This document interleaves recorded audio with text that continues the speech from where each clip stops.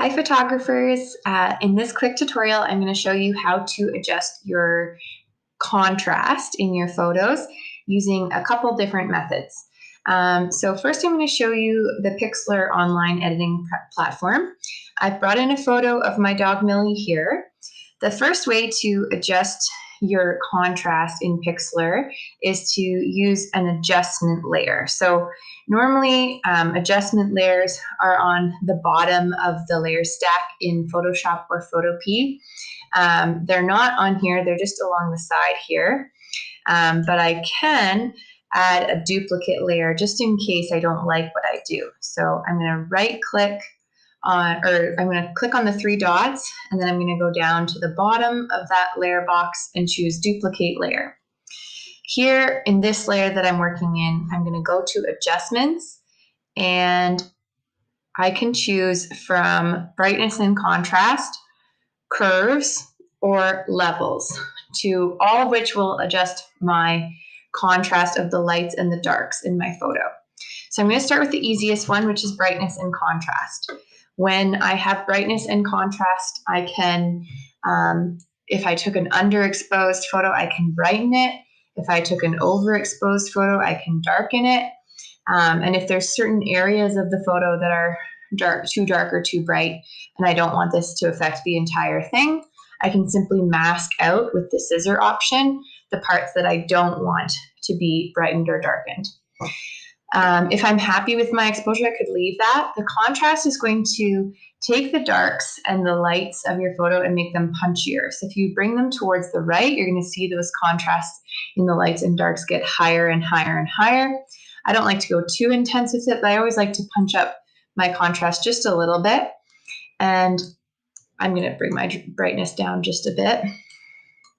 Okay, so that is one method that you can use to adjust contrast across your entire image, is the adjustment filter for brightness and contrast. Okay. The second method, and I'm going to turn this layer off so you can just see the difference it made there on and off. And the second way, I'm going to make another copy. And with this background copy, just going to rename these so we can know which is which. So brightness and contrast. First one, and I'll rename this one curves. Okay. So with my second layer copy, I'm going to try the adjustment layer curves option. So curves, you can adjust the curve for the RGB channels or for the entire exposure of the image. So this is like a line that you can basically control the darks of your photo down here and the lights of your photo up here.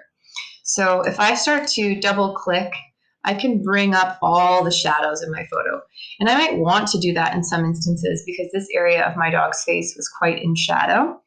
And then if I wanted to make my highlights a little bit more punchier, I can raise them up like this. I might want to make my curve flatter to decrease the contrast, maybe so I can get back some of the value in my dog's eye closer to the camera.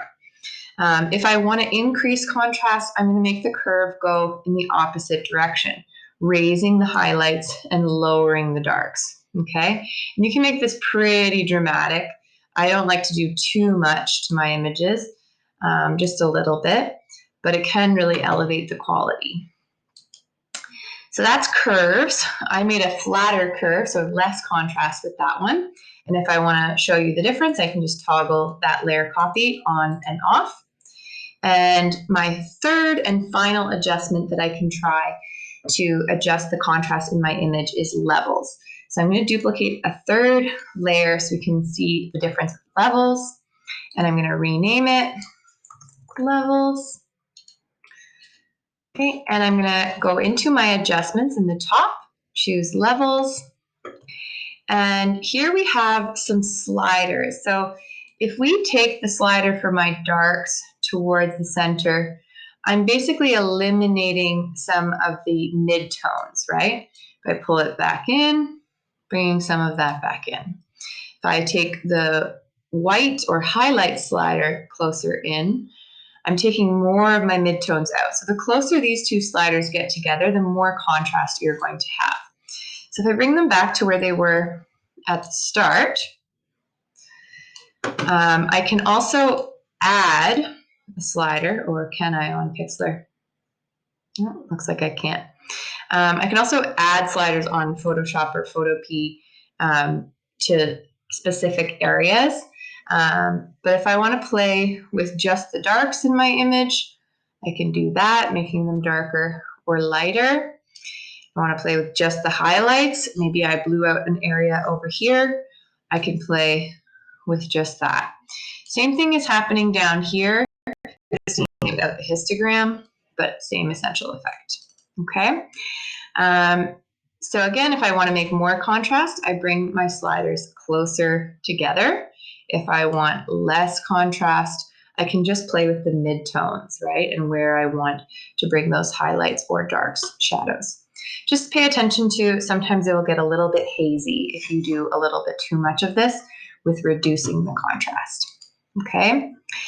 And so with my levels on and off, you can see I didn't do too much on that one, but it is another way that you can adjust your contrast to either increase it or decrease it. I hope this video helped you. If you combine it with my video on the dodge and burn tool, which are, where are they in our toolbar?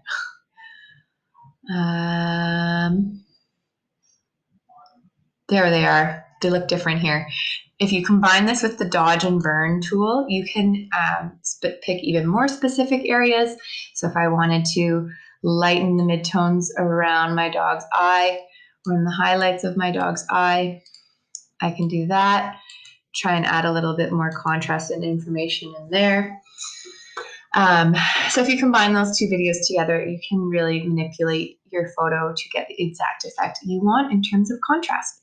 Hope this video helped you out. Good luck, photographers.